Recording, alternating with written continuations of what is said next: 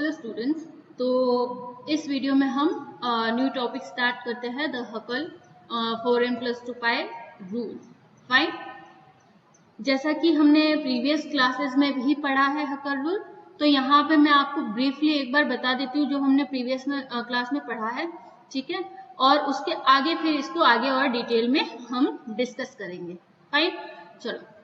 तो सबसे पहले तो ये जो रूल था किसने दिया था? एरिक हकल ने दिया था 1931 में।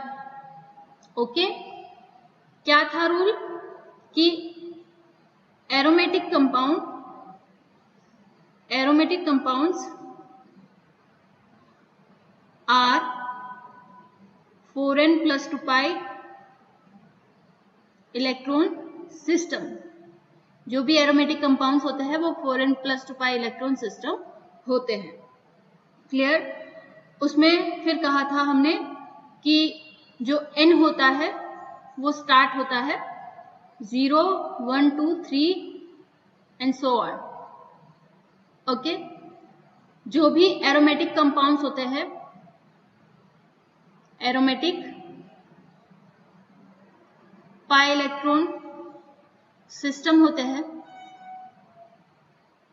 क्या क्या इलेक्ट्रॉन होंगे उसमें, कैसे सिस्टम होंगे? एक तो 2π इलेक्ट्रॉन सिस्टम आपका एरोमेटिक कंपाउंड होगा।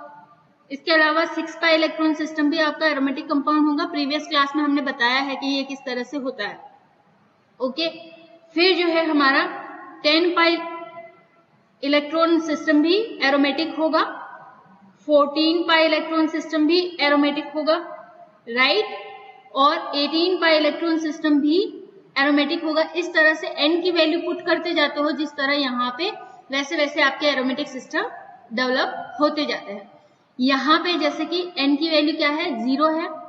इसमें n की वैल्यू 1 है, इसमें n की वैल्यू 2 है, इसमें n की वैल्यू 3 है, और यहाँ पे n की वैल्यू 4 है। ओके, नाउ ये तो था जो हमने प्रीवियस क्लास में पढ़ा था। ओके, कि जो 4n+2π इलेक्ट्रॉन सिस्टम है वो तो एरोमेटिक होता है, बट जो 4n π इलेक्ट्रॉन सिस्टम फॉलो करता है वो एंटी एरोमेटिक होता है।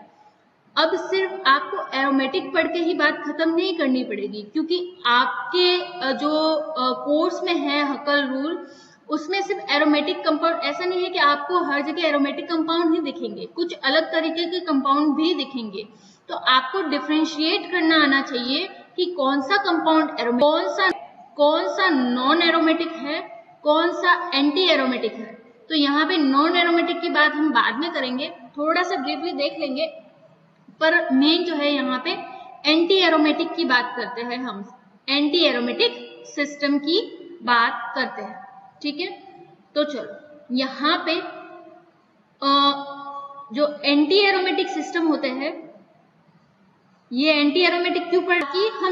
ताकि हम डिफरेंशिएट कर सके एरोमेटिक और एंटी एरोमेटिक कंपाउंड्स के बीच में। हमारे सामने दो कंपाउंड अगर रखे हुए हो तो हम बता सके कि एरोमेटिक कौन सा है और दूसरा जो है वो एरोमेटिक क्यों नहीं है, ये बता सके। इसलिए हमें सब पढ़ना जरूरी है यहाँ पे। तो एंटी एरोमेटिक सिस्टम क्या होंगे? एंटी एरोमेटिक कंपाउंड जो है compounds follow 4n π electron system. 4n π electron system clear है इतना? ओके, चलो।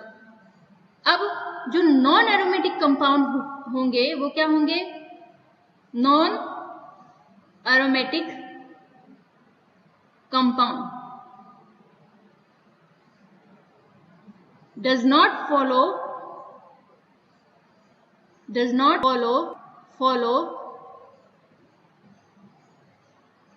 4n+2π electron rule and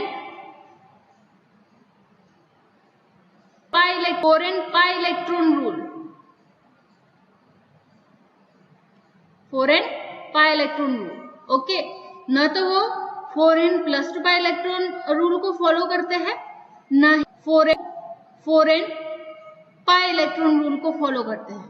ठीक है, ऐसे कंपाउंड्स क्या होते हैं, ऐसे कंपाउंड्स आपके नॉन एरोमेटिक कंपाउंड होते हैं। क्लियर है इतना? फाइन। अब जो है हम एरोमेटिक कंपाउंड को और आगे डिस्कस करते हैं हुन्स रूल देखते हुए, पर उसमें से जो मेन पॉइंट है, हुन रूल तो वहां यूज होगा, मेन पॉइंट है वहां पे कि एरोमेटिक कंपाउंड्स में बॉन्डिंग कैसे ऑर्बिटल कैसे बनते हैं, एंटी बॉन्डिंग क्या होते हैं, और non bonding aromatic non bonding orbitals में इलेक्ट्रॉन किस तरह से फिर रहते हैं, उसके लिए जो है वो फ्रोस्ट डायग्राम या फ्रोस्ट सर्कल दिया गया। जैसे कि ये देखते हैं हम फ्रोस्ट सर्कल, मैं हेडिंग लगाती हूं यहां पे,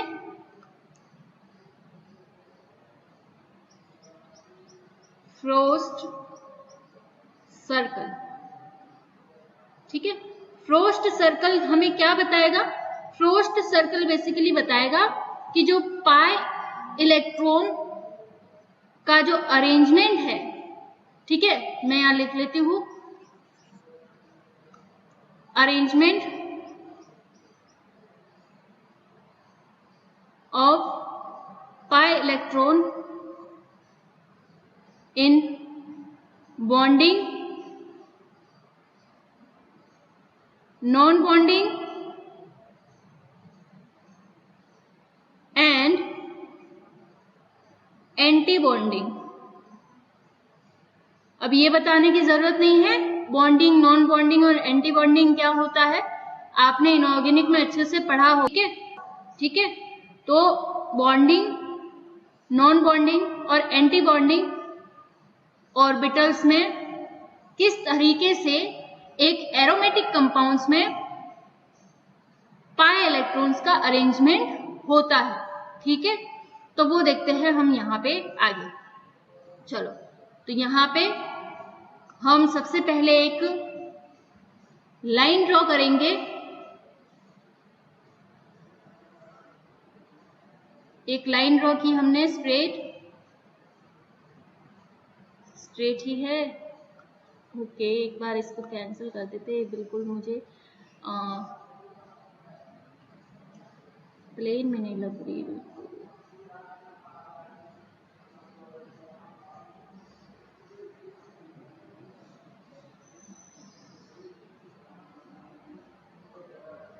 ठीक है, इसको डैश लाइन बनाना है, तो हम थोड़ा इसको यहां से कैंसिल कर देते हैं।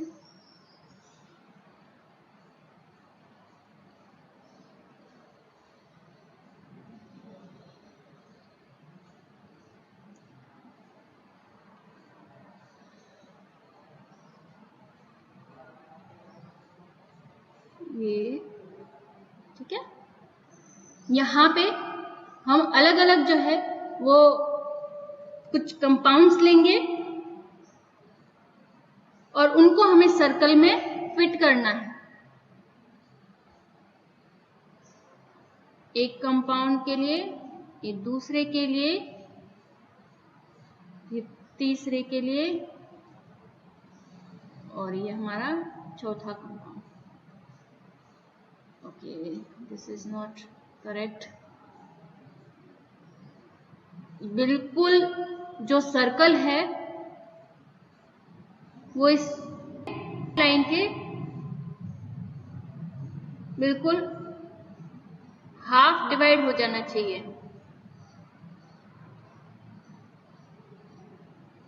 फाइन, ओके, तो ये है हमारे सर्कल, इन्हें आप फ्रोस्ट सर्कल कह सकते हैं।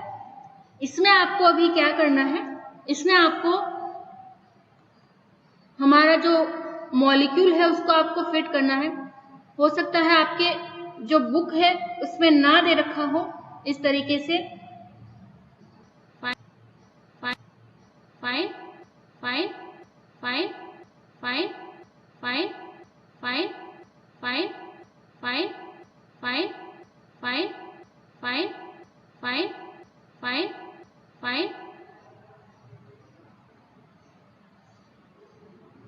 बेमारी बेमारी बेमारी बेमारी बेमारी बेमारी बेमारी बेमारी बेमारी benzene benzene benzene ring fit होगी यहाँ पे।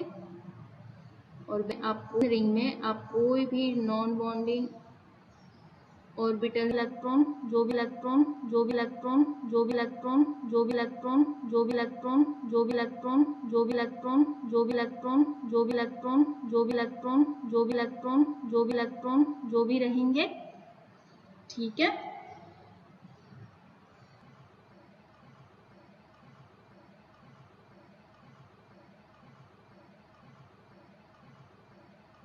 ये आपके क्या है, यहाँ पे जो भी होगा बिल्कुल सेंटर में ये आपका नॉन बॉन्डिंग होगा।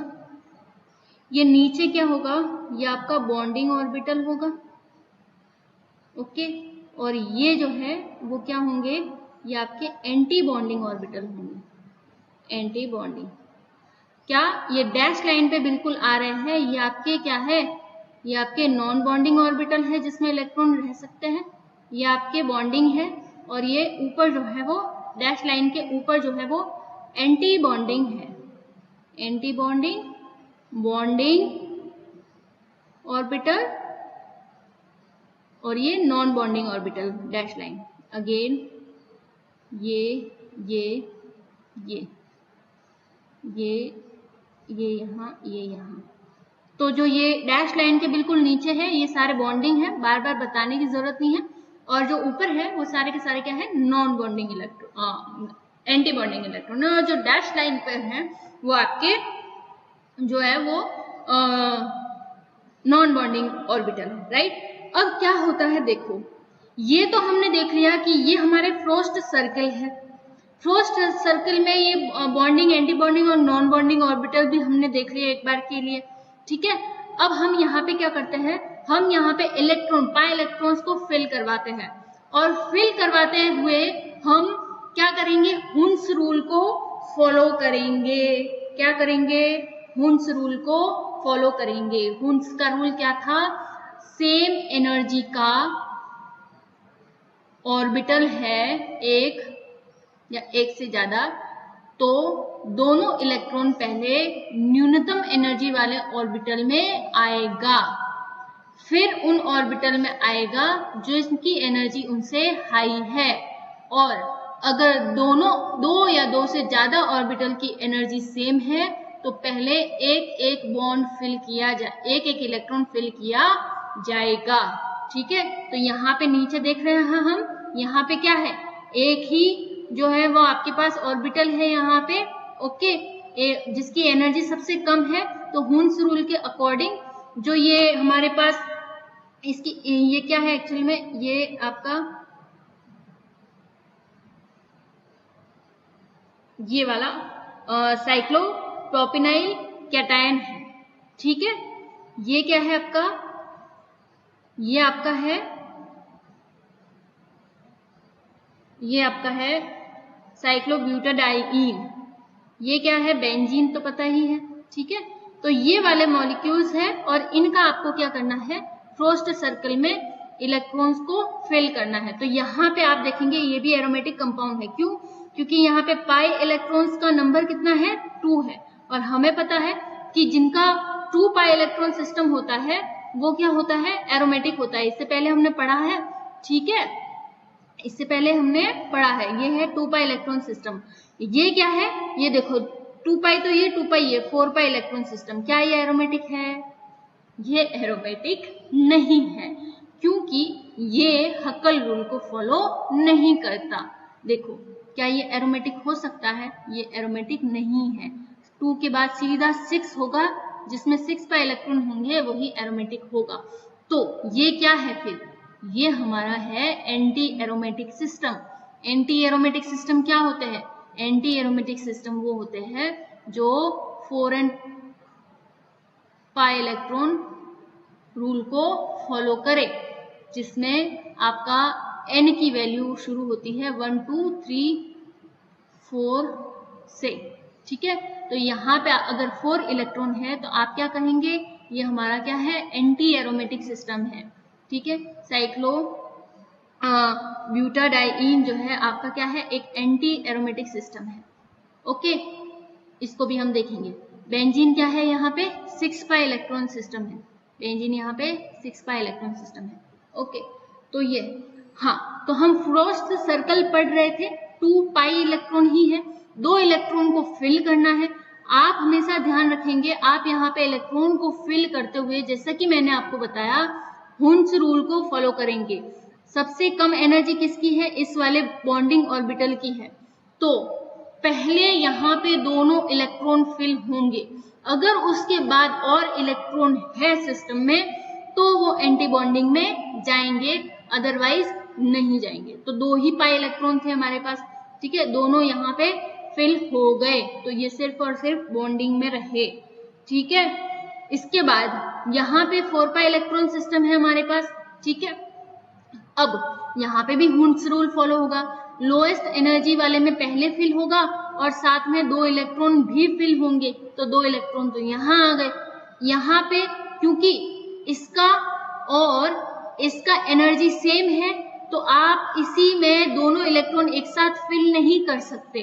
तो एक इलेक्ट्रॉन आप यहाँ फिल करेंगे, एक इलेक्ट्रॉन आप यहाँ फिल करेंगे। जब सेम एनर्जी वाले ऑर्बिटल में एक एक इलेक्ट्रॉन फिल हो जाए तो फिर उसमें दूसरा इलेक्ट्रॉन जो है वो फिल करते हैं। ओके, तो ये हम यहाँ पे हमने क्या किया, यहाँ पे 4 इलेक्ट्रॉन पाई इलेक्ट्रॉन फिल कर दिए हैं। ओके, अब आती बारी बेंजीन की। देखो ये इस तरीके से यहाँ पे रहेगा, 2 इलेक्ट्रॉन फिल हो गए, टोटल 6 पाई इलेक्ट्रॉन है, 2 इलेक्ट्रॉन यहाँ हो गए, इनकी एनर्जी सेम है, तो पहले एक यहाँ पे करेंगे, दूसरा यहाँ पे करेंगे। ओके, फिर तीसरा यहाँ पे करेंगे, चौथा यहाँ पे करेंगे। याद रखना हमेशा। ओके, सेम एनर्जी वाले में पहले एक एक करते हैं, उसके बाद दूसरा करते हैं। तो 6 पाई इलेक्ट्रॉन सिस्टम बेंजीन वाला है, उसमें कोई भी एंटी बॉन्डिंग इलेक्ट्रॉन नहीं है, उसमें कोई भी एंटी बॉन्डिंग इलेक्ट्रॉन नहीं है, सारे के सारे बॉन्डिंग इलेक्ट्रॉन है। आपने इनऑर्गेनिक में पढ़ा होगा, जितना एंटी बॉन्डिंग में इलेक्ट्रॉन्स की संख्या बढ़ती है उतना मॉलिक्यूल जो है वो बॉन्ड्स जो है वो वीक होते हैं। बॉन्ड वीक होगा तो मॉलिक्यूल भी वीक होगा। तो आप नोटिस करेंगे कि एरोमेटिक कंपाउंड में यहाँ पे भी एंटी बॉन्डिंग में कोई इलेक्ट्रॉन नहीं था, यहाँ पे भी एंटी बॉन्डिंग में कोई इलेक्ट्रॉन नहीं था, साथ में एरोमेटिक कंपाउंड में यहाँ पे कोई भी आपके पास जो है वो नॉन बॉन्डिंग ऑर्बिटल भी नहीं है, जबकि जो एंटी एरोमेटिक कंपाउंड है उसमें नॉन बॉन्डिंग ऑर्बिटल है, जो कि इसको थोड़ा सा एरोमेटिक के कंपैरिजन में डीस्टेबल करता है। क्या करता है? डीस्टेबल करता है। हमेशा याद रखना, अगर number of electrons anti bonding में बढ़ते हैं तो हमारा मॉलिक्यूल जो है उसकी स्टेबिलिटी कम होती है। अगर नॉन बॉन्डिंग में भी बढ़ते हैं तो भी थोड़ी मात्रा में जो है स्टेबिलिटी कम होती है। तो यहाँ से कंक्लूजन क्या निकलता है? यहाँ से कंक्लूजन निकलता है कि आपके एरोमेटिक कंपाउंड्स जो है वो एरोमेटिक कंपाउंड स्टेबिलिटी, यहाँ पे मैं नॉन एरोमेटिक की बात नहीं कर रही हूँ क्योंकि हम यहाँ पे हमने 2 ही एग्जाम्पल लिए हैं, स्टेबिलिटी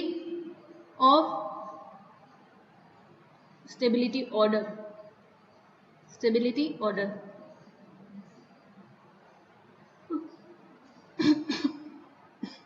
सॉरी, एरोमेटिक ज्यादा स्टेबल होता है एंटी एरोमेटिक से। ठीक है, एक्चुअल में अगर मैं बताऊं आपको तो जो ये ऑर्डर होता है ये होता है, एरोमेटिक सबसे ज्यादा स्टेबल होता है, फिर नॉन एरोमेटिक होता है, फिर होता है एंटी एरोमेटिक स्मॉल। ठीक है, पर हम यहाँ पे यू क्यों कह रहे हैं? क्योंकि हमने एग्जाम्पल सिर्फ और सिर्फ किसका लिया है? हमने एग्जाम्पल यहाँ पे सिर्फ और सिर्फ एरोमेटिक और एंटी एरोमेटिक का लिया है, इसलिए हम कह रहे हैं कि स्टेबिलिटी हम सिर्फ इन दोनों के बीच में ही बता रहे हैं। तो एरोमेटिक ज्यादा स्टेबल है एंटी एरोमेटिक से। ओके, और एक्चुअल में जो होता है ऑर्डर वो होता है एरोमेटिक सबसे ज्यादा स्टेबल होता है एंटी एरोमेटिक से, फिर हाँ एरोमेटिक सबसे ज्यादा स्टेबल होते हैं, फिर नॉन एरोमेटिक, फिर एंटी। राइट, चलो, तो ये था फ्रोस्ट सर्कल और हकल रूल के आधार पर किस तरह से हम डिस्कस कर सकते हैं। ओके, एरोमेटिसिटी और एंटी एरोमेटिसिटी, राइट। तो यहाँ पे हम वाइंड अप करते हैं इस वीडियो को। नेक्स्ट हम पढ़ेंगे अगली क्लास में एनिलीन्स। Okay, thank you.